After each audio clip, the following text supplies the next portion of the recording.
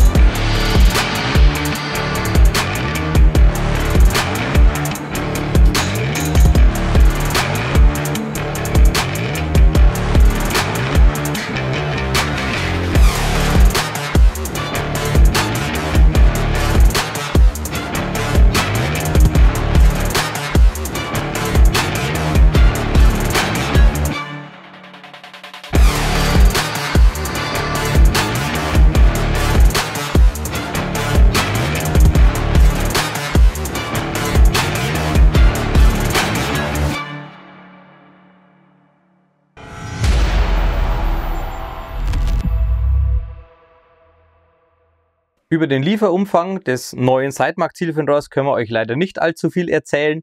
Ich habe auch nur das, was in der Bedienungsanleitung steht, weil das Zielfernrohr ist so brandneu, das kam einfach nur in einem ungelabelten weißen Karton, damit wir es euch als erstes präsentieren können. Was auf jeden Fall im Lieferumfang sein wird, sind Schutzkappen für Okular und Objektiv, sowie ein Reinigungstuch, ein Verstellwerkzeug, und natürlich eine Bedienungsanleitung und, wie bei Sidemark üblich, ein Ausdruck von der Qualitätssicherung, dass ihr sicher sein könnt, dass das den hohen Standards, die Sidemark auch setzt, entspricht. Aber jetzt kommen wir mal wirklich zum Zielfernrohr.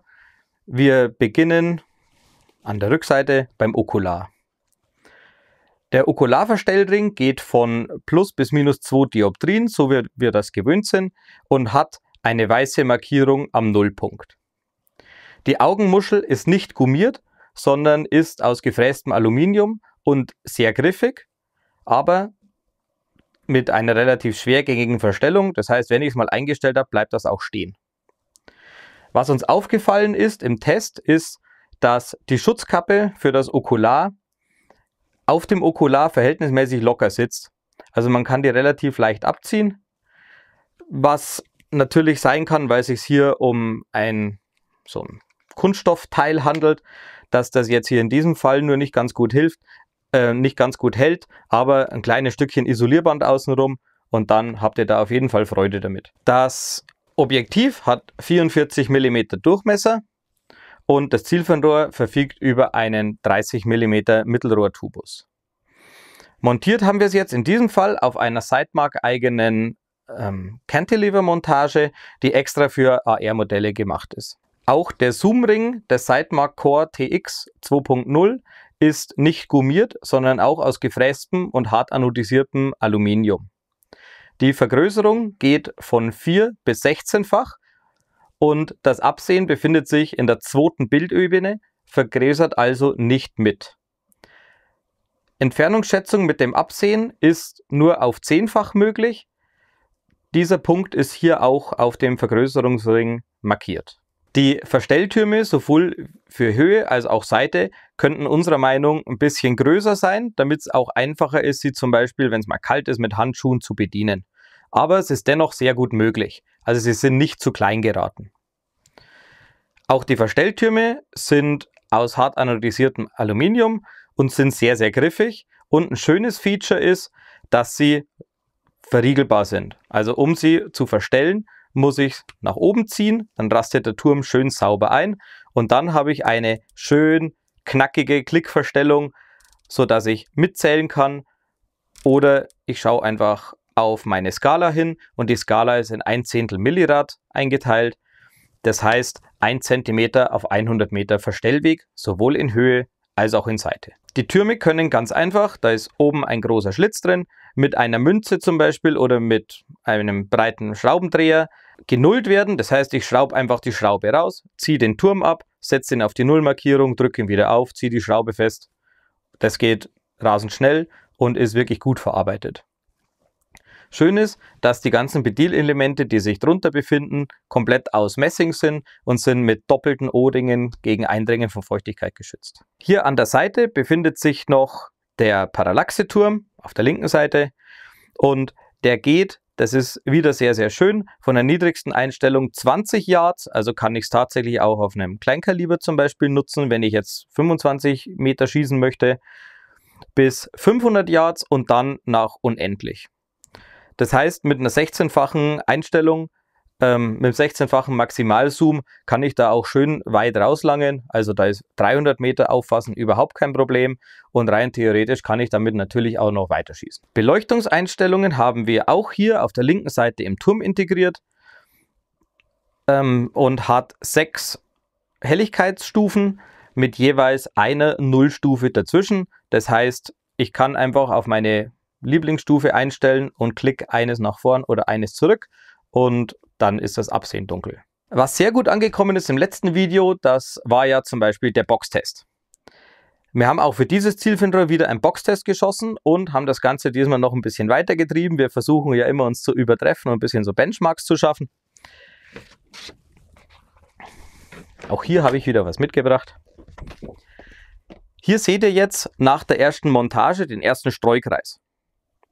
Ich habe eine 2:3 Remington geschossen, hier aus dieser Hera Arms. 8 Klicks nach oben, 6 Klicks nach links, bin ich hier oben rausgekommen. Der schwarze Punkt war der Haltepunkt. Eine feine Sache ist natürlich, wenn die Zielfernrohre auch auf unterschiedlichen Vergrößerungseinstellungen ihren Mittelpunkt halten. Das ist auch eine schwere Geschichte, weil ja die Zoomlinse auf einer Schiene im Rohr läuft. Das heißt aber, ich habe dann nach der Korrektur mit 4-fach geschossen, mit 10-fach geschossen und mit 16-fach geschossen. Bei 10-fach habe ich ein bisschen geschlampt, das gebe ich zu. Aber man sieht, dass der eigentliche Mittelpunkt der Gruppen immer auf demselben Punkt ist. Das heißt, auch das hat Sightmark wirklich gut gelöst. Mit den unterschiedlichsten Vergrößerungseinstellungen hält das Zielfernrohr den Haltepunkt. Auch im Boxtest hat das Zielfernrohr sehr, sehr gut abgeschlossen. Wir hatten wieder hier unseren Haltepunkt mit ungefähr 2 cm Hochschuss angeschossen, damit ich mir den Haltepunkt nicht wegschieße. Habe eine 5er-Gruppe geschossen, habe 2,5 mm nach oben gestellt. Das sollten ja 25 cm sein mit dieser Verstellung. Habe eine Gruppe geschossen, das war in der Höhenverstellung sehr gut, 25 cm bis Mittelpunkt der Gruppe. Dann habe ich 2,5 mm nach rechts gestellt. Wieder eine 5er-Gruppe geschossen. Da habe ich jetzt zum Mittelpunkt hin 26 cm. Kann natürlich sein, weil man im Haltepunkt schwimmen kann.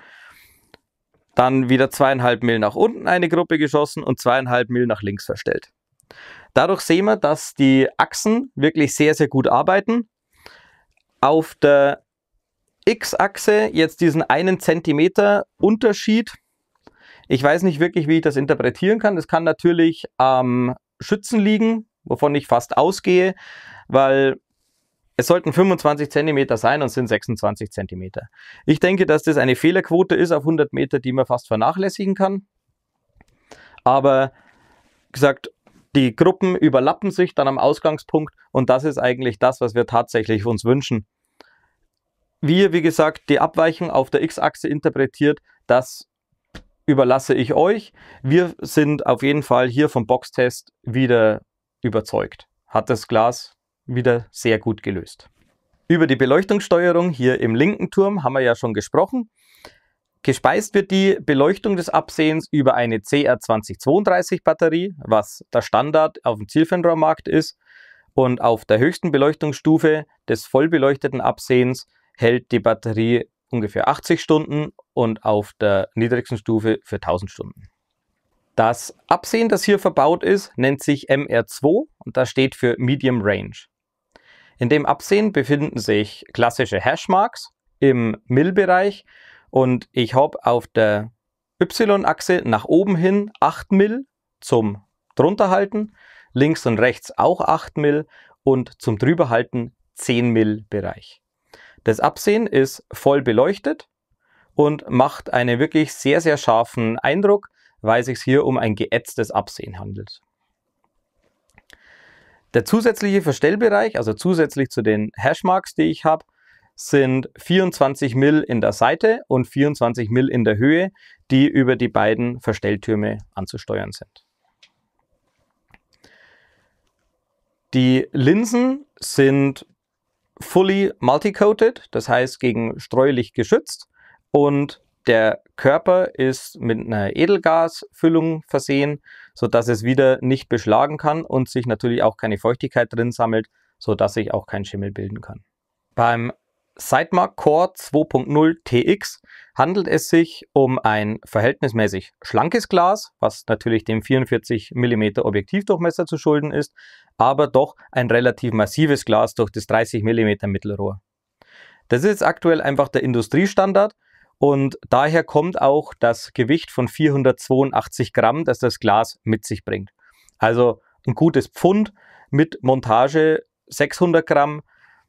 Das ist jetzt nicht besonders leicht, aber das lässt uns natürlich auch hoffen, dass das Glas besonders robust ist. Die Länge des Zielfernrohrs ist 361 mm, die Breite an den Türmen sind 83 mm und die Höhe beträgt 55 mm. Also gerade hier auf einer AR, hier handelt es sich jetzt einfach um eine 223 mit 16 Zoll Lauf und Dämpfer, macht es einen ganz guten Eindruck, gefällt mir optisch sehr, sehr gut und ich denke, dass das auch für jeden anderen ein absolut super Glas ist. Gerade im Einstiegs- bis Mittelsegment, da werdet ihr auf jeden Fall zufrieden sein. Unser Fazit zum tatsächlich brandneuen Sightmark Core 2.0 TX. Es handelt sich hier um ein Glas, das geradezu gemacht ist für schmale Büchsen oder für AR-Systeme. Durch die schlanke Bauform und die wirklich solide Qualität ist es geradezu prädestiniert, um auf solchen Waffen verwendet zu werden. Im Preis-Leistungs-Segment findet sich auch dieses Glas von Sightmark wieder ganz, ganz oben. Man kriegt hier einen Haufen Zielfernrohr für das Geld, das man bezahlen muss. Auch die Montage hat auf uns einen sehr, sehr guten Eindruck gemacht und ist wirklich kinderleicht zu installieren. Weitere Informationen zu diesem Glas werdet ihr in Kürze auf der Sightmark Website erhalten und beziehen könnt ihr die natürlich beim Sightmark-Händler eures Vertrauens. Was sagt ihr dazu? Benutzt ihr mittlerweile auch Sightmark-Produkte? Kennt ihr die Produkte? Und gerade zu diesem brandneuen Zielfernrohr würde uns natürlich eure Meinung interessieren. Seht ihr da eine Verwendung dafür? Schreibt es uns in die Kommentare. Wenn euch das Video gefallen hat, wie immer, Like, Abo und Glocke drücken. Wir sind raus, bis zum nächsten Mal. Wir freuen uns.